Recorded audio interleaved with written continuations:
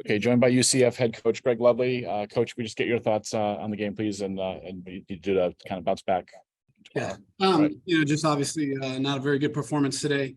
We didn't play very well. Fourth inning, we just had some chances. Didn't put enough runs across the board, and then it just kind of meltdown on the mound. So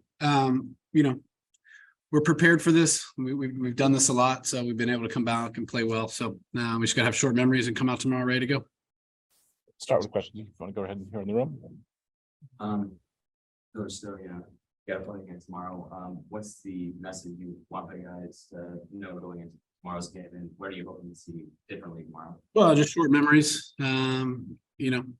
Again, we've had plenty of these type of games this year, so and we just talk about all the time. You can't carry any runs, or tomorrow's a different day. Everything is new, so we just got to be ready to go out and play a lot better tomorrow than we did today, and find a way to get to the end of the game with a win.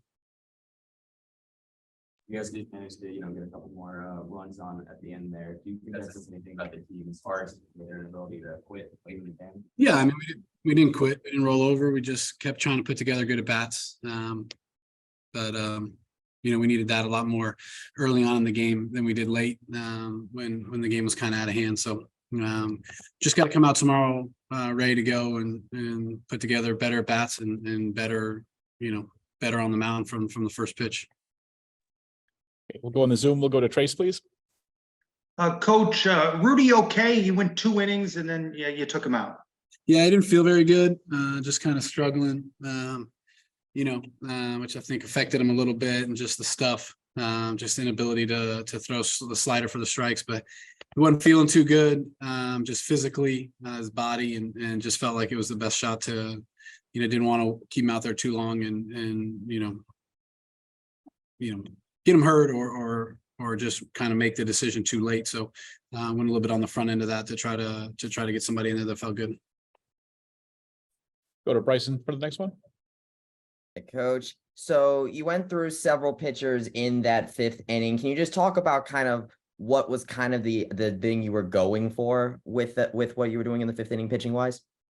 Well, again, I think we've had a lot of experience of giving up 7-run innings or more this year, and just felt like I just felt like I've gone with guys for too long. And just, it felt like if guys didn't feel like they had it, if I didn't feel like they had it, I just wanted to put somebody else in the game. And just the inability to throw strikes or to land breaking balls, or felt like the stuff was good enough. Just trying to give a different look, and obviously some left on left, right on right matchups. Just try to do something different and try to hope for a different outcome. Another from Trace. Coach, you played at ECU earlier this season. What's the scouting report on them? What makes them such a difficult out? You got to play really well, obviously, with 7 or 8 lefties in the lineup. They play for the big inning. They put a lot of pressure on you, bunts. They can run a little bit, so they'll try to just slap balls off the ground and use their speed. They don't make a lot of mistakes defensively, and they're very deep on the mound. So, you're gonna see some good arms no matter where you are in the game, no matter what the score is. But you got to be able to play good defense. You got to be able to execute pitches. Can't give them any free bases, because when you do, they'll get up there, and some of those big guys will hit some doubles or home runs and turn a 1-run inning into a 4-run inning really quick. So just keep them off the base pass as much as you possibly can. Limit the amount of damage they can do, and just try to execute pitches. Okay, take the last one from Bryson, please. Coach, you were able to extend the game by at least 1 more inning because of those runs that you got in the 7th inning. Is that sort of thing you want that team to access for tomorrow? Because now you're going to be back against the wall in that elimination game.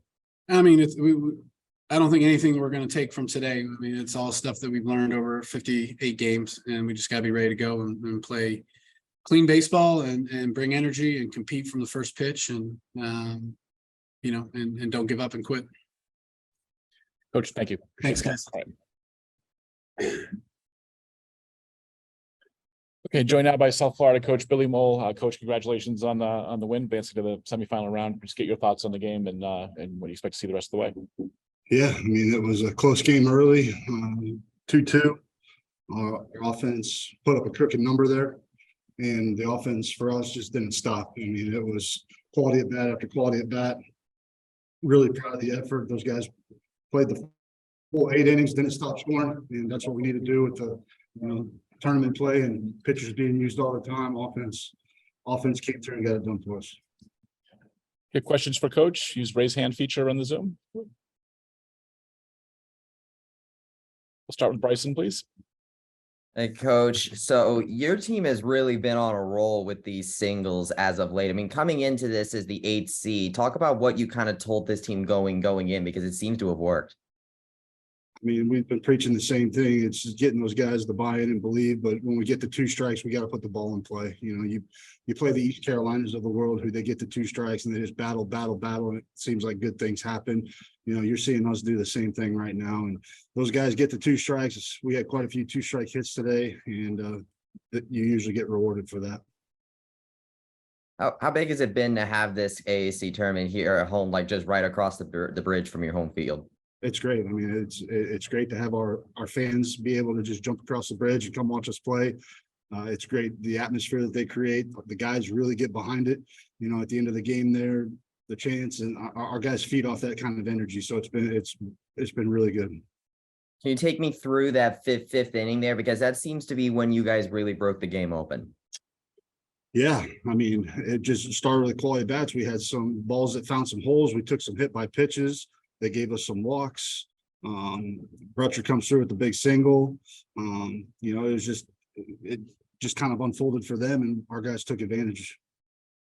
What is it about this American Athletic Conference tournament that really, I guess, impacts your team? Because we've seen now, like a couple of years ago, for instance, you guys came from being on one of the lower seeds to win the championship, and now here you are going to the semifinals as the number 8 seed. It's just, what is it about this conference tournament that really seems to get you guys fired up? 2 years ago, we went through it and we won it. Last year we didn't have very much success, and this year, we're 2-0 to start. The guys love playing in this facility. The Phillies are great hosts.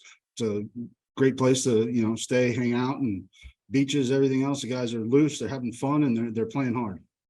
Whoever ends up winning tomorrow's game is going to have a rematch against you guys in that semifinal match. How do you go and prepare your team for that, regardless of who it's going to be?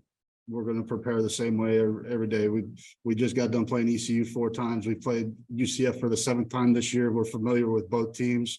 We'll make sure the guys get rest tonight. We're going to get a light workout tomorrow and get ready for Saturday. Coach, what's the most, are you more impressed with putting 15 on the board or holding them to 4? It's echoing. I'm sorry. You're more impressed with scoring 15 runs or allowing only 4 in the game? I think going in the 4 that UCF's got a good offense. The fact that we limit them. I looked up in the 7th, they had 3 hits on the board. Kudos to Gailey and Grouse and those guys for holding that offense down. And then last one for me is all 9 of your starters scored at least 1 run. Like 8 of 9 had a hit. Just talk about that next man up. It's past the baton. That's what those guys are fighting for. One guy doesn't get it done, the next guy's behind him getting it done. When you start stringing them together, that confidence starts building. You see the energy in that dugout start going. It's a lot of fun to watch. Thanks for the time today, Coach. Thank you, sir.